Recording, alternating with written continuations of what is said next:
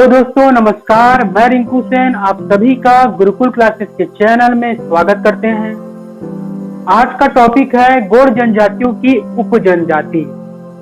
इससे पहले हमने गौड़ जनजाति के बारे में पढ़ चुके हैं। अगर ये टॉपिक आपको पढ़ना है तो आपको डिस्क्रिप्शन में आपको मिल जाएगा। इनके अलावा आपको यूट्यूब के ऊपर दिखाई दे रहे हैं, आपको आई बटन में भी ये आपको मिल जाएगा। तो हम शुरुआत करते हैं गौड़ जनजातियों की उप जनजाति के बारे में। देखिए, गौड़ जनजातियों की जो उप जनजाति है कितने भागों में बटा हुआ है, हम उसको देखते हैं। गौड़ जातियों की उप जाति, देखिए गौड़ जाति जो है आपका, ये आपका सबसे पहला आपका जो बटा हुआ है ये आपका है माड़िया। माड़िया में बटा हुआ है। इसके बाद आपका आता है मुरिया, माड़िया, मुरिया, दोरला और परजा, जिसको कहते हैं, जिसको ध्रुवा के नाम से भी जाना जाता है। देखिए, माड़िया को दो भागों में विभाजित किया गया है। एक है आपका अबुझ माड़िया, एक है आपका अबुझ माड़िया जो कि वाकई में अबुझ है, अज्ञात है। और दूसरा है दंडामी माड़िया, दूसरा है दंडामी माड़िया। इस दंडामी माड़िया को गौर माड़िया भी कहते हैं। क्यों कहते हैं इसके बारे में हम जानेंगे। देखिए, अबुझ माड़िया और आपका दंडामी माड़िया दोनों में बेसिक अंतर है क्या? तो दोनों का अंतर आपका निवास के आधार पर अंतर इसमें किया गया है। देखिए, अबुझ माड़िया का जो निवास स्थान है ये पहाड़ी क्षेत्रों पर ये क्या करते हैं, निवास करते हैं अबुझ माड़िया। लेकिन दंडामी माड़िया का जो निवास स्थान है वह मैदानी भूभागों पर इनका निवास स्थान है। इसका कारण ये है कि जो अबुझ माड़िया जो है, जो अबुझ माड़िया जो है ये मानवीकरण से दूर रहते हैं। ये बाहर से आने वाले व्यक्तियों को, लोगों को ये अपना दुश्मन मानते हैं। अबुझ माड़िया जो है छत्तीसगढ़ की सर्वाधिक पिछड़ी जनजाति है और इसका कारण है ये मानवीकरण से दूर रहना पसंद करते हैं, क्योंकि इसे अपना संपत्ति, जंगल, इन क्षेत्रों को वो छोड़कर नहीं जा सकते हैं। तो देखिए, तो जिन्होंने जिन्होंने अपना विकास करना चाहा, यानी कि इस जनजाति का उत्पत्ति अबुझ माड़िया से हुआ है, दंडामी माड़िया का। कहने का तात्पर्य यह है कि जो जनजाति विकास के लिए अग्रसर हुए वे दंडामी यानी कि मैदानी भूभागों पर ये क्या आ गए, बस गए। और यही आपका क्या बन गया, दंडामी माड़िया बन गया। तो देखिए, अबुझ माड़िया जनजाति जो है ये बहुत ही ज्यादा पिछड़ी हुई जनजाति है। ये जो है आपका बहुत ही ज्यादा क्या है, पिछड़ी हुई जनजाति है। सर्वाधिक पिछड़ी जनजाति छत्तीसगढ़ का कोई है तो वो आपका है अबुझ माड़िया। कम पिछड़ी जनजाति में आपका आ जाता है दंडामी माड़िया। कम पिछड़ी जनजाति में आपका दंडामी माड़िया, यानी कि शिक्षा के क्षेत्र में ये आपका जीरो है अबुझ माड़िया, ठीक है। लेकिन अगर दंडामी माड़िया की हम बात कर सकते हैं तो ये +2 है। इस प्रकार से हम याद कर सकते हैं अबुझ माड़िया और दंडामी माड़िया को। अबुझ माड़िया जो है ये शिक्षा के क्षेत्र में, आर्थिक के क्षेत्र में, धार्मिक के क्षेत्र में, सांस्कृतिक के क्षेत्र में पिछड़ा हुआ है। लेकिन अबुझ दंडामी माड़िया जो है वो आपका क्या है, इसके अपेक्षा आपका क्या है, श्रेष्ठ है दंडामी माड़िया, ठीक है। तो ये आपको याद रखना है। इसके बाद जब हम पढ़ेंगे अबुझ माड़िया, दंडामी माड़िया में, तो गौर होता क्या है इसके बारे में हम जानेंगे, ठीक है। अब हम देखते हैं गौड़ उप जनजातियों की, गौड़ उप जनजातियों का जो निवास स्थान है उसको हम समझते हैं। बहुत ही आसान है, मैपिंग के जरिए इसको समझेंगे।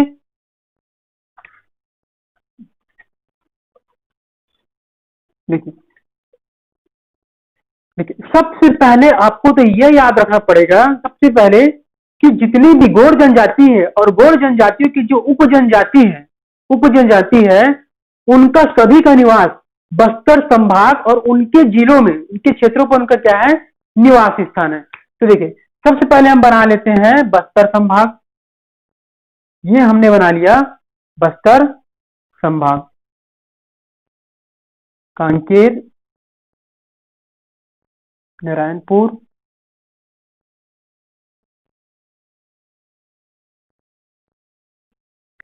इस प्रकार से आप क्या करें, बस्तर संभाग बना लीजिए।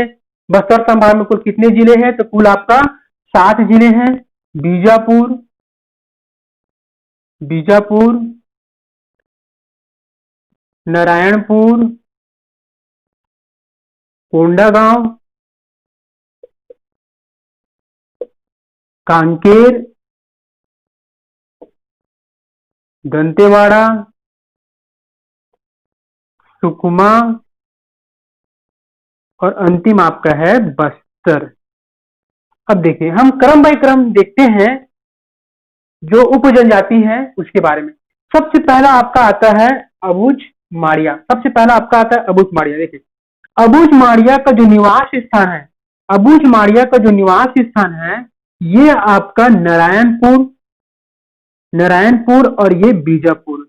नारायणपुर बीजापुर में अबुझ माड़िया का प्रमुख केंद्र है। अबुझ माड़िया का प्रमुख केंद्र आपका कहाँ है, तो ये आपका नारायणपुर और बीजापुर में प्रमुख स्थान है।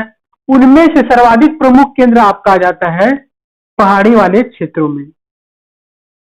अबुझ माड़िया का जो प्रमुख केंद्र है वो आपका कहाँ है, नारायणपुर के पहाड़ी वाले क्षेत्रों में इनका प्रमुख योगदान है।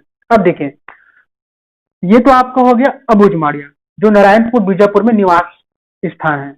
इसके बाद हमने देखा था माड़िया का दूसरा जो भाग में विभाजित जो हुआ था वो आपका क्या था, दंडामी माड़िया। तो देखिए दंडामी माड़िया का जो प्रमुख जो स्थान है ये आपका बस्तर, बस्तर को आपको स्पर्श कर रहे हैं, और दंतेवाड़ा। बस्तर और दंतेवाड़ा को क्षेत्रों पर, बस्तर और दंतेवाड़ा क्षेत्रों पर मैदानी भागों में आपका क्या है, दंडामी माड़िया का निवास स्थान है। मैदानी भागों पर बस्तर के क्षेत्रों पर, और इनका अगर प्रमुख केंद्र अगर आपको पूछा जाता है तो ये बस्तर के मैदानी क्षेत्रों पर इनका क्या है, प्रमुख निवास स्थान है। अब हम बात करते हैं मुरिया जनजाति की। देखें मुरिया जनजाति का जो निवास स्थान है ये आपका नारायणपुर और कोंडागांव। नारायणपुर यानी मध्य भाग में नारायणपुर कोंडागांव में मुरिया जनजाति का क्या है, निवास स्थान है। ये आप याद करते जाइए, अगर ज्यादा अच्छा होगा तो आप इसको नोट करते जाइए, ये आपको आसान हो जाएगा याद करने में मैपिंग के जरिए। और जो मुरिया के बाद आपका आता है दोरला। दोरला जनजाति जो है ये बस्तर, दंतेवाड़ा और सुकमा। दोरला जनजाति जो है आपका बस्तर, दंतेवाड़ा, सुकमा, इन क्षेत्रों पर क्या है, निवास है किसका, दोरला जनजाति का। और लास्ट आपका आ जाता है परजा जनजाति। देखिए परजा जनजाति का जो निवास आपका ये कोंडागांव, कोंडागांव के बाद बस्तर, सुकमा और ये दंतेवाड़ा। ठीक है, इस प्रकार से हम बना सकते हैं। ठीक है, तो ये आपका इस प्रकार से याद कर लीजिए, कोंडागांव, बस्तर, सुकमा और दंतेवाड़ा, इन क्षेत्रों पर किस जनजाति का निवास स्थान है, तो ये आपका है परजा जनजाति का। परजा जनजाति का अगर प्रमुख केंद्र की हम बात करते हैं तो ये आपका बस्तर के पूर्वी इलाकों में, बस्तर के पूर्वी इलाकों में परजा जनजाति का क्या है, निवास स्थान है। क्योंकि इसका कारण ये है कि परजा जनजाति जो है ये बस्तर की जनजाति नहीं है, इसकी उत्पत्ति उड़ीसा के क्षेत्रों में इनका जन्म हुआ है। तो अगर आपको सीजीपीएससी व्यापम में या किसी भी प्रकार के कॉम्पिटिटिव एग्जाम में अगर आपको पूछा जाता है कि इनमें से कौन सी जनजाति है जिनकी उत्पत्ति उड़ीसा के क्षेत्रों में हुआ है, तो 4 ऑप्शन रहेंगे। 4 ऑप्शन में अबुझ माड़िया, मुरिया, दोरला और परजा। तो आपका कौन सा आपका आंसर आएगा, परजा आपका सही आंसर रहेगा। आपको ये ध्यान रखना है क्योंकि यह क्वेश्चन कभी पूछा नहीं है, इस बार पूछ सकता है आपका एशियत के पेपर में। ठीक है, तो ये हमने समझ लिया गौड़ उप जनजाति का। अगर आप चाहते हो तो स्क्रीनशॉट ले सकते हो आप इसके बारे में। ठीक है, स्क्रीनशॉट आपका हो गया। अब हम देखते हैं क्रम बाय क्रम जनजातियों के, गौड़ जनजातियों के उप जनजातियों के बारे में। सबसे पहला आपका आता है, हमारा जो आता है ये आपका है अबुझ माड़िया। कौन सी जनजाति, अबुझ माड़िया जनजाति के बारे में हम सबसे पहले देखते हैं। देखिए अबुझ माड़िया, देखिए अबुझ माड़िया का शाब्दिक अर्थ है क्या, अबुझ माड़िया का जो शाब्दिक अर्थ है अज्ञात। अबुझ पहली आप सॉल्व किए होगे कभी ना कभार, तो इसका मतलब क्या है अबुझ, अबुझ का मतलब होता है अज्ञात, अज्ञात, अनजान, अनभिज्ञ, अज्ञात, अनजान, अनभिज्ञ। ठीक है, तो देखिए अबुझ माड़िया का मतलब होता है अज्ञात, आपका मतलब होता है। ये जनजाति क्या है, ये जनजाति जो है बाहर से आने वाले, बाहर से आने वाले जो शहरी वासी हैं, ये जो भी लोग हैं, वो उसको क्या करते हैं, दुश्मन मानते हैं। इसी वजह से इस जनजाति का विकास नहीं हुआ है, विकास नहीं हुआ है। यह जनजाति आर्थिक, धार्मिक, सामाजिक और सांस्कृतिक रूप से बहुत ही कमजोर और पिछड़ी हुई जनजाति है। यह जनजाति कृषि में, यह जनजाति कृषि करते हैं, पेद्दा कृषि करते हैं। क्या करते हैं, पेद्दा कृषि करते हैं। पेद्दा कृषि होता क्या है, ये एक आपका क्या है, अस्थायी कृषि है। ये आपका क्या है, अस्थायी कृषि है, जिसको हम भारतीय लोग बोलते हैं स्थानांतरित कृषि, स्थानांतरित कृषि भी कहते हैं। इस कृषि को झूमा खेती के नाम से भी जाना जाता है। ये आपका झूमा खेती मध्य प्रदेश, झारखंड, असम वाले क्षेत्रों पर यह झूमा खेती इसको कहा जाता है, झूमा खेती। तो ये आपको याद रखना। और ये पहाड़ी वाले इलाकों में क्या होता है, किया जाता है। ये इस प्रकार की कृषि, कृषि जो है ये पहाड़ी वाले क्षेत्रों में किया जाता है। देखिए इसमें क्या होता है कि जब एक स्थान है, पहाड़ के ऊपर वाले हिस्सा में अगर एक स्थान है जहां पर मिट्टी उपजाऊ है, उस मिट्टी का कुछ सालों तक या कुछ महीनों तक इसका प्रयोग किया जाता है। जब ये मिट्टी उपजाऊ समाप्त हो जाता है तब उसके बाद दूसरे स्थान पर किया जाता है। इसी वजह से इसको एक्सचेंजर यानी कि स्थानांतरित कृषि कहते हैं। अब देखें, इनके अलावा अबूझ माड़िया का, अबूझ माड़िया का जो इस जनजाति को मेटाभूम के नाम से भी जाना जाता है। मेटाभूम क्यों कहा जाता है, क्योंकि मेटा का मतलब होता है कि वे अपने जड़ से, मतलब अपने भूमि को नहीं छोड़ते हैं, अपने जंगल के क्षेत्र, पहाड़ी वाले क्षेत्रों को कभी ये नहीं छोड़ सकते हैं, इनका मानना है। इसी वजह से इसको मेटाभूम, अबूझ माड़िया को मेटाभूम भी कहा जाता है। ठीक है, और इनका जो विशेष महत्व है, क्योंकि क्योंकि सांस्कृतिक रूप से कमजोर पिछड़ी जनजाति है, तो इसका कोई नृत्य, इसका कोई नृत्य, कोई विवाह, किसी भी प्रकार का कोई भी कार्यक्रम इसमें नहीं होता है अबूझ माड़िया में। विशेष की हम बात करते हैं तो ये छत्तीसगढ़ का सर्वाधिक पिछड़ी हुई जनजाति। अगर आपको क्वेश्चन पूछा जाता है कि छत्तीसगढ़ की सर्वाधिक पिछड़ी जनजाति कौन है, तो वो आपका है अबूझ माड़िया। ये आपको ध्यान रखना है, आईएमपी क्वेश्चन है, बहुत बार पूछा जा चुका है। ठीक है, आपको याद रखना है। इनके अलावा अबूझ माड़िया का विशेष महत्व इस वजह से है क्योंकि केंद्र सरकार ने कुल 5 पिछड़ी जनजातियों को विशेष महत्व दिया गया। इनमें से आपका कौन सा आपका आता है, आपका अबूझ माड़िया आपका आता है। ठीक है, तो ये आपको याद रखना है। अबूझ माड़िया में कुछ ज्यादा खास नहीं है पढ़ने के लिए। इसके बाद हम बात करते हैं दंडामी माड़िया की। देखिए दंडामी माड़िया के बारे में हम बात करते हैं तो दंडामी माड़िया, देखिए दंडामी माड़िया जो है ये अबूझ माड़िया से क्या है, थोड़ा सा विकसित है, थोड़ा सा अग्रसर है इसके मामले में, विकसित के मामले में। ये भी जनजाति कृषि के क्षेत्र के मामले में अगर हम बात करते हैं तो ये भी क्या करते हैं, पेद्दा कृषि करते हैं। इनके अलावा इनका जो पेय पदार्थ है, इनका जो पेय पदार्थ है ये आपका होता है सल्फी। सल्फी एक वृक्ष होता है, उस वृक्ष का जो सल्फी का जो होता है उसमें आपका जब सल्फी निकाला जाता है तो शुरुआती जो सल्फी जो तरल पदार्थ होता है, ये तरल पदार्थ शुरुआती दौर पर सेहत के लिए बहुत अच्छा होता है, एंटीबॉडी ये जनरेट करता है शरीर में। ठीक है, लेकिन समय के साथ जब सल्फी क्या होता है, खराब हो जाता है, जिसको पीना सेहत के लिए बुरा है आपका। ठीक है, ये आपको ध्यान रखना है। इनका जो आराध्य देवता होता है, इनका जो आराध्य देवता है ये आपका है भूमि माता।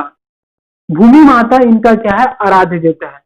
देखिए दंडामी माता का, सॉरी, इसमें भूमि माता इनका क्या आराध्य देवता, इसका कारण क्या है। देखिए दंडामी जो है मैदानी भागों में निवास करते हैं। हमने देखा कि ये नारायणपुर, कोंडापुर के क्षेत्रों पर ये निवास करते हैं। नारायणपुर कोंडापुर के क्षेत्रों पर और बस्तर के क्षेत्रों पर इनका निवास करते हैं। तो बस्तर के मैदानी भागों पर इसके निवास करते हैं और यहाँ पर ये क्या करते हैं, कृषि करते हैं, कृषि करते हैं। और कहां पर करेंगे कृषि, मैदानी भागों पर ही करेंगे स्थायी कृषि। तो यहाँ पर इनका वैल्यू इसी वजह से वे भूमि माता को पूजनी है, भूमि माता को पूजा करते हैं, कृषि करते हैं, पशुपालन करते हैं, पशुपालन। इनके अलावा ये वनोपज संग्रहण करते हैं, वनोपज का संग्रहण प्रमुख तौर पर ये करते हैं। तो ये इनका कार्य है, ये आपको याद रखना है, आपको नहीं भूलना है दोस्तों, बिल्कुल भी आपका। ठीक है, अब हम बात करते हैं इनके सांस्कृतिक कार्यक्रमों के बारे में। इनका जो सांस्कृतिक कार्यक्रम है बहुत ही ज्यादा दुर्लभ है। ठीक है, इनका जो सांस्कृतिक कार्यक्रम है बहुत ही ज्यादा दुर्लभ है।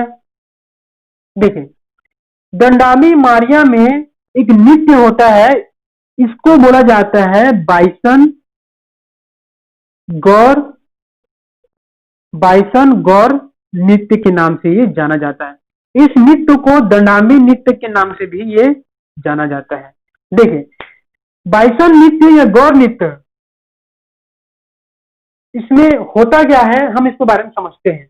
देखिए, जब जब आपका 75 दिन का बस्तर में 75 डे का 75 दिन का आपका जब बस्तर दशहरा कार्यक्रम, बस्तर दशहरा पर्व जब मनाया जाता है, बस्तर दशहरा पर्व जब मनाया जाता है, तब इस 75 दिन के पर्व में, चूंकि यह पर्व पूरे विश्व का सबसे बड़ा पर्व है, यानी कि लंबा दिनों की हम बात करते हैं, लंबाई के दिनों में सबसे बड़ा पर्व आपका कौन है, बस्तर दशहरा। तो बस्तर दशहरा में एक कार्यक्रम होता है जिसको कहा जाता है यात्रा पर्व, यात्रा पर्व। ठीक है, इस यात्रा पर्व में एक रस्म है, जब बस्तर दशहरा में, बस्तर दशहरा में जब यात्रा पर्व जब मनाया जाता है, तो इस यात्रा पर्व में जो दंडामी जनजाति जो है ये क्या करते हैं, जो गौर जो पशु है, उस गौर के पशु के सींग को क्या करते हैं, पहनते हैं, अपने सिर में क्या करते हैं, पहनते हैं। और पहन कर क्या करते हैं, बहुत ही सुंदर और दुर्लभ नृत्य करते हैं, नृत्य करते हैं। इसी को बोला जाता है बायसन गौर नृत्य, बायसन गौर नृत्य। और इसी बायसन गौर नृत्य की वजह से दंडामी मारिया को गौर मारिया के नाम से भी ये जनजाति जानी जाती है। इसी नृत्य को वेरियर एल्विन, जब वेरियर एल्विन जब छत्तीसगढ़ की यात्रा के लिए जब आए हुए थे, तब उन्होंने इस नृत्य को देखा और इस नृत्य को देखने के बाद उन्होंने कहा था कि यह नृत्य पूरे विश्व का, यह नृत्य पूरे विश्व का क्या है, सुंदरतम नृत्य है। सुंदरतम नृत्य कौन सा आपका विश्व का, ये आपका बायसन गौर नृत्य। तो यहां से आपको क्वेश्चन पूछा जाता है कि बायसन गौर नृत्य आपका किस पर्व में आपका किया जाता है, तो बस्तर दशहरा पर्व में या यात्रा पर्व में आपका किया जाता है, जो इसका 75 दशहरा का आपका क्या है, एक आपका एक रस्म है आपका। ठीक है, तो यहां से आपको दंडामी मारिया आपको क्लियर हो गया होगा। अब हम आते हैं मुरिया जनजाति के बारे में। मुरिया जनजाति के बारे में हम देखते हैं, बहुत ही ज्यादा महत्वपूर्ण जनजाति सभी जनजातियों में से। देखिए, मुरिया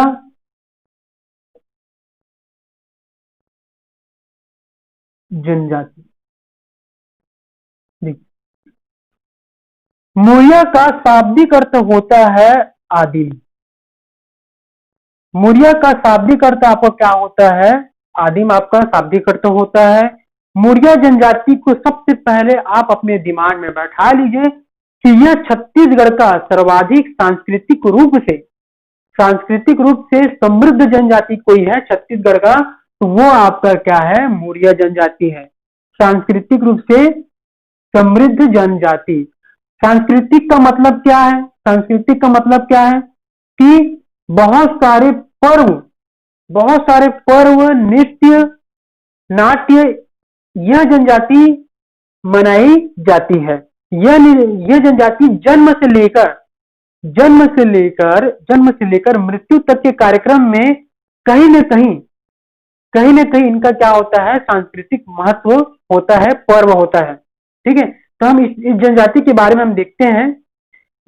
देखें, मौर्य जनजाति का संस्थापक था, यानी कि संस्थापक का मतलब आपको क्या होता है कि जन्म देने वाला, जन्म देने वाला। ठीक है, तो मौर्य जनजाति का जो संस्थापक देवता है जिसका नाम है लिंगादेव। लिंगादेव की ये पूजा करते हैं, पूजनीय है। और पूजा करने का कारण क्या है, क्योंकि संस्थापक कौन है मौर्य जनजाति का, संस्थापक तो ये आपका लिंगा देवता है, तो लिंगा देवता के मानते हैं। इनके में मौर्य जनजाति का सांस्कृतिक महत्व कारण क्या है, देखें, इनके में युवा गृह होता है। देखें, युवा गृह है क्या, इसमें क्या होता है, युवा गृह में इसमें जो है, युवा का मतलब क्या होता है, युवक और युवतियां, लड़का और लड़कियों को परिचय सम्मेलन किया जाता है। क्या किया जाता है, परिचय सम्मेलन किया जाता है, जिसको क्या कहते हैं, युवा गृह कहते हैं। इनका जो मौर्य जनजाति का इनका जो युवा गृह है, इसको कहते हैं घोटुल। इसको क्या कहते हैं, घोटुल। तो हम देखते हैं घोटुल में होता क्या है। ठीक है, घोटुल में होता क्या है, इसके बारे में थोड़ा हम स्पष्ट तौर से हम देखते हैं।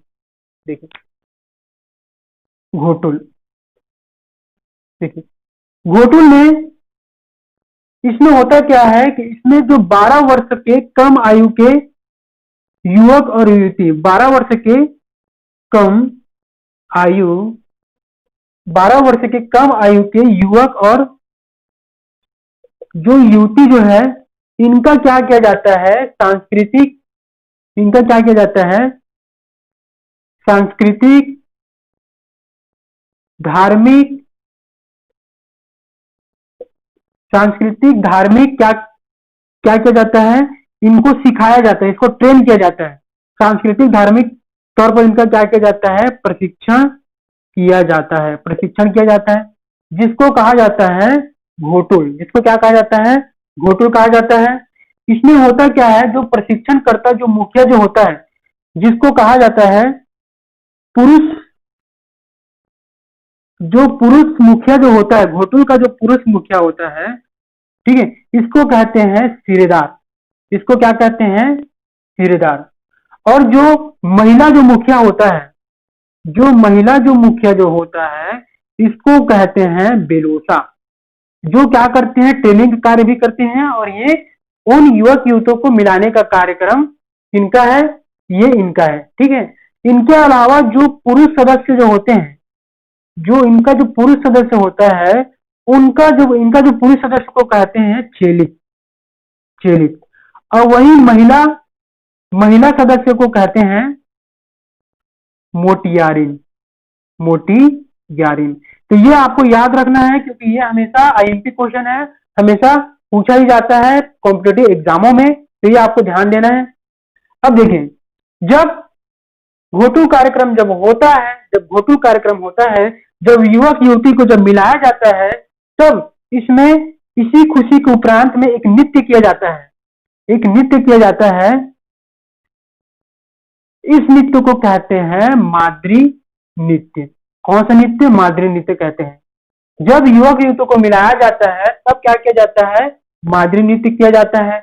इनके अलावा अगर हम नृत्यों की हम बात करते हैं, तो इनके में कक्षार नृत्य होता है, माद्री के अलावा कक्षार नृत्य होता है।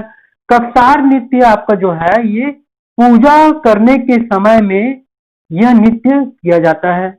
पूजा के समय में जब किसी भी प्रकार का कार्यक्रम पूजा होता है, तो कक्षार नृत्य करते हैं। इनके अलावा जब शिकार करते हैं, तब माओ पाटा नृत्य करते हैं।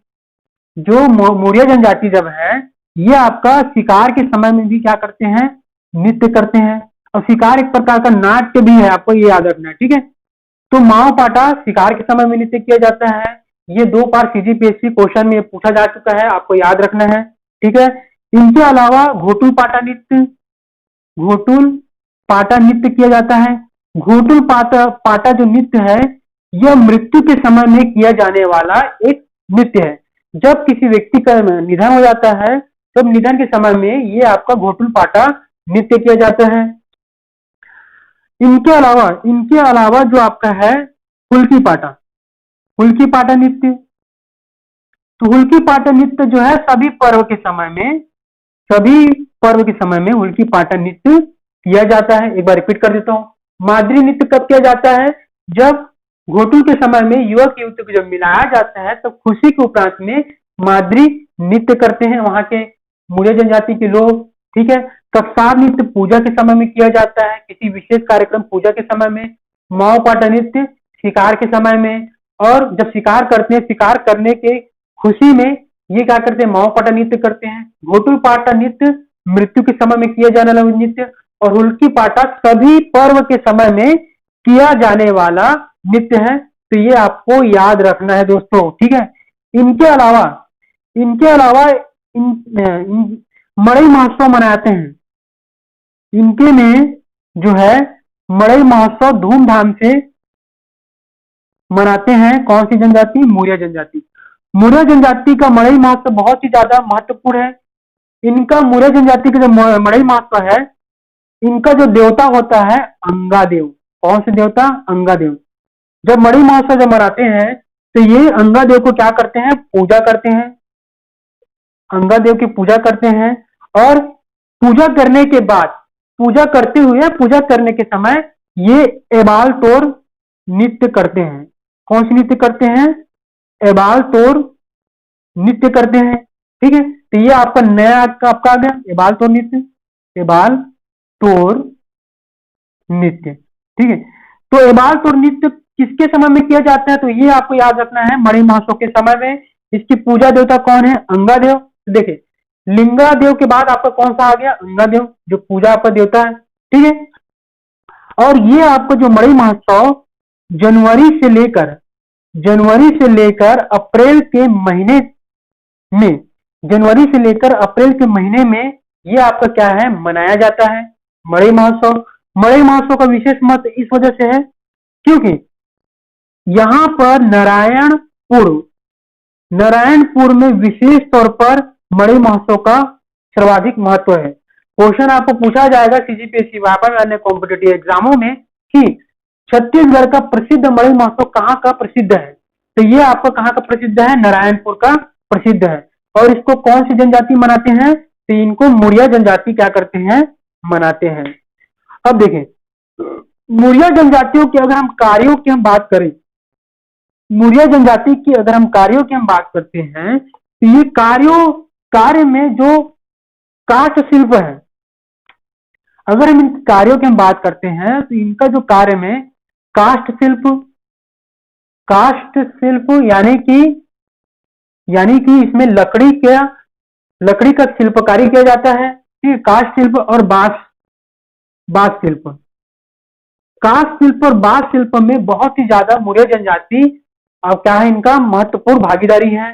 छत्तीसगढ़ में सुप्रसिद्ध है ये काष्ठ शिल्प और बांस शिल्प में। तो ये आपको पूछा जाएगा, तो आपको ध्यान देना है। 2-3 बार ये क्वेश्चन पूछा जा चुका है पिछले वर्ष की सीजीपीएससी में कि काष्ठ शिल्प में निपुण जनजाति कौन सी है? तो ये आपका मुड़िया जनजाति है। ये आपको याद रखना है। ठीक है। और इनके अलावा जो कार्य आपका जो कृषि, वनोपज और आपका शिकार करना, बहुत सारे इनका कार्य है। तो ये आपका समाप्त हो गया मुड़िया जनजाति। अब मुड़िया जनजाति के बाद हम देखते हैं दोरला जनजाति के बारे में। दोरला जनजाति के बारे में हम देखते हैं। देखिए, दोरला जनजाति इसको कहते हैं कोया जनजाति भी कहते हैं। अगर क्वेश्चन में दोरला के अलावा अगर दोरला ना हो तो कोया से भी ये पूछा जा सकता है। दोरला जनजाति एक भाषा है। दोरला जनजाति एक क्या है? भाषा है। दोरला जनजाति जिसको भाषा के इस्तेमाल करते हैं, दोरली भाषा का प्रयोग करते हैं। यह दोरली भाषा तेलुगु भाषा से मिलता जुलता भाषा है। यानी कि इनकी उत्पत्ति कहां से हुआ है? तेलंगाना के और आंध्र प्रदेश के क्षेत्रों में इनकी उत्पत्ति हुआ है। इनका दोरला, और कौन सी भाषा का प्रयोग करते हैं? दोरली भाषा का प्रयोग करते हैं। इनका जो आराध्य देवता है ये है भीमा देव। भीमा देव इनका क्या है? आराध्य देवता है। हर 3-3 सालों में, हर 3 वर्षों में ये क्या करते हैं, भीमादेव का विवाह करते हैं। ये आपका महत्वपूर्ण है। भीमादेव का विवाह हर 3-3 वर्षों में करते हैं और इनका आराध्य देवता कौन है, भीमादेव है। और इनका जो नृत्य है, विशेष है इनका नृत्य।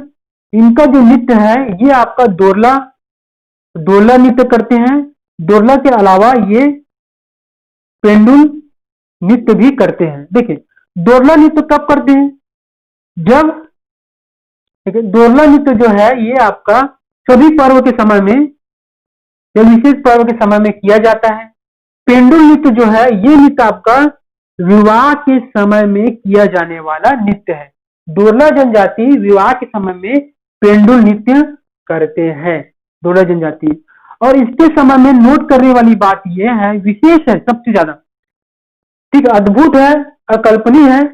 दोरला जनजाति जब बारिश नहीं होता है, जब बारिश नहीं होता है तब ये क्या करते हैं, मेढक और मेढकी का क्या करते हैं, विवाह करते हैं। मेढक और मेढकी का विवाह करते हैं। तो इस मेढक और मेढकी विवाह को कहते हैं, इसको कहते हैं पेंडुल विवाह। इसको क्या कहते हैं, पेंडुल विवाह के नाम से ये मेढक मेढकी विवाह किया जाता है। और ये कब करते हैं, बारिश ना होने के कारण ये करते हैं। तो ये तो आपका हो गया दोरला विवाह। बहुत छोटी है जनजाति, इसके बारे में विशेष कुछ है नहीं है। ठीक, दोरला के बाद हम आते हैं परजा जनजाति। कौन सी जनजाति, परजा जनजाति के बारे में देखिए। परजा जनजाति, परजा जनजाति को कहते हैं ध्रुवा जनजाति के नाम से जाना जाता है। तो देखिए परजा जनजाति जो है छत्तीसगढ़ में इसको क्या कहते हैं, परजा कहते हैं। वही बस्तर में इसको क्या कहते हैं, इस परजा जनजाति को, तो बस्तर के जो लोग हैं इसको ध्रुवा कहते हैं, और छत्तीसगढ़ में, पूरे छत्तीसगढ़ में इसको परजा कहते हैं। यह जनजाति बहुत ही ज्यादा महत्वपूर्ण है। देखिए इनकी उत्पत्ति जो है ये उड़ीसा के क्षेत्रों में इनका उत्पत्ति हुआ है। पहले इनका जन्म उड़ीसा में हुआ है और ये रहने के लिए यहाँ कहां पर आ गए, बस्तर के क्षेत्रों, बस्तर के पूर्वी भागों में ये रहने लग गए।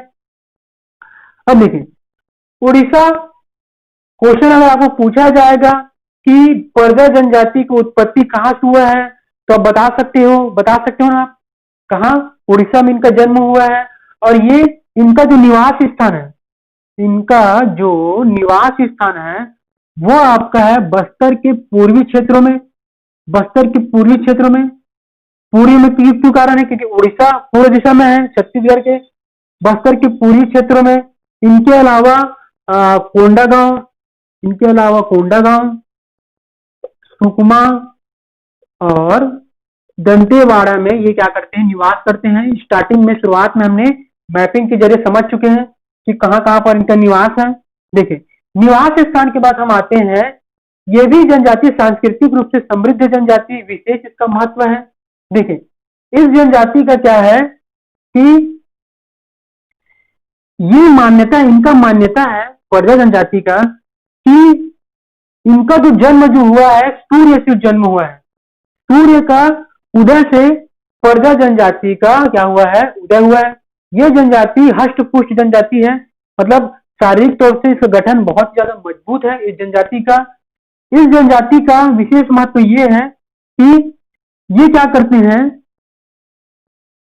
एक घर है, ठीक है, इस घर के सामने क्या करते हैं, देखिए घर के सामने पत्थर रखते हैं। घर के सामने क्या करते हैं, पत्थर रखते हैं और इस पत्थर को बोलते हैं मुंडा। क्या कहते हैं, मुंडा कहते हैं। और जब इस मुंडा में, यानी कि इस पत्थर रखते हैं घर के सामने में, जब ग्रामवासी, जब ये जनजाति उस स्थान में क्या करते हैं, चौपाल लगाते हैं। क्या लगाते हैं, चौपाल जब लगाते हैं तो चौपाल लगाने को कहते हैं बियारी बियारी मुंडा के नाम से जाना जाता है। चौपाल लगाते हैं तब, मान के चलो कि 20-30-40 लोग जो है उस घर के सामने उस मुंडा में क्या करते हैं, बैठ जाते हैं और पंचायती करते हैं, चौपाल लगाते हैं, तो ये आपका क्या हो जाता है, इसको कहते हैं बियारी मुंडा कहते हैं। इनके अलावा इनके अलावा पृथक घर को यानी कि अलग घर को इन लोग क्या कहते हैं, बक्सर धागा बक्सर कहते हैं। तो धागा बक्सर अलग घर को कहते हैं, कौन, प्रजा जनजाति कहते हैं। तो ये आपको याद रखना है। इनके अलावा इनके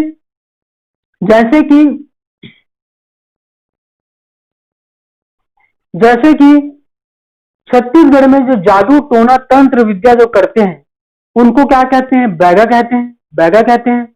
लेकिन इनके में क्या होता है, जो जादू टोना तंत्र मंत्र या हम बोल सकते हैं झाड़ फूक, जो झाड़ फूक करते हैं उनको ये क्या कहते हैं, गुनिया कहते हैं। उनको क्या कहते हैं, गुनिया कहते हैं। और जो हम हिंदू धर्म में क्या होता है, जो पुजारी जो होता है पूजा पाठ का कार्य करते हैं, जिसको पुजारी कहते हैं, पंडित कहते हैं। इनके में जो पूजा पाठ करने वाला, जो पूजा पाठ जो करता है उनको कहते हैं जानी कहते हैं। इनके अलावा जो शुद्धिकरण करने वाला को कहते हैं भटनायक। और जैसे कि हमें में क्या होता है, डॉक्टर होते हैं या वैद्य होता है, तो हम डॉक्टर वैद्य कहते हैं। इनके में क्या होता है, जो वैद्य जो होता है या डॉक्टर जो होता है, ये डॉक्टर वैद्य को कहते हैं गुरमेन। क्या कहते हैं, गुरमेन, या दिसारी के नाम से भी जाना जाता है, गुरमेन दिसारी कहते हैं। तो ये तो आपका हो गया जो इनका विशेष महत्व है। झाड़ फूक करने वाले हम क्या कहते हैं, बैगा कहते हैं, लेकिन ये क्या कहते हैं, गुनिया कहते हैं। हमें पूजा पाठ करने वाला कौन होता है, पुरोहित पंडित, इनको क्या कहते हैं, ये जॉनी कहते हैं। पूजा पाठ करने वाले को, शुद्धिकरण करने वालों को क्या कहते हैं, भटनायक कहते हैं। जो डॉक्टर वैद्य को क्या कहते हैं, गुरमेन दिसारी कहते हैं। तो ये आपको याद रखना है, क्योंकि ये सीजीपीएससी व्यापक क्वेश्चन में पूछा जा सकता है, कभी ये क्वेश्चन पूछा नहीं गया है। अब देखिए, इनका अगर हम देवी देवता की हम बात करते हैं, तो इनका जो देवी जो है दंतेश्वरी में बहुत ही ज्यादा मान्यता है, क्योंकि इनका जो निवास स्थान कहाँ है, दंतेवाड़ा के क्षेत्रों में है। तो दंतेश्वरी देवी का इनका प्रमुख स्थान है, मान्य है। देवता में डोगरा देवता का क्या विशेष महत्व है। अब हम बात करते हैं इनके विवाह के बारे में। इंटरेस्टिंग, इनका बहुत ही ज्यादा दिलचस्प है, क्या है, विवाह है। देखिए, सबसे पहले हम आते हैं विवाह के, हम आते हैं तो इनके में क्या होता है, दूध लौटावा विवाह होता है। दूध लौटावा विवाह में होता क्या है कि ममेरा फुफेरा बहुत लोग जानते होंगे इसके बारे में, ठीक है। ममेरा फुफेरा के जो भाई बहन में क्या किया जाता है, विवाह कर दिया जाता है। इनके अलावा इनके में होता है वधू मूल्य विवाह। वधू मूल्य विवाह में होता क्या है कि जो लड़का पक्ष जो है वधू पक्ष यानी कि लड़की पक्ष को क्या करता है, पैसा देता है, यानी कि क्या देता है, मूल्य चुकाता है।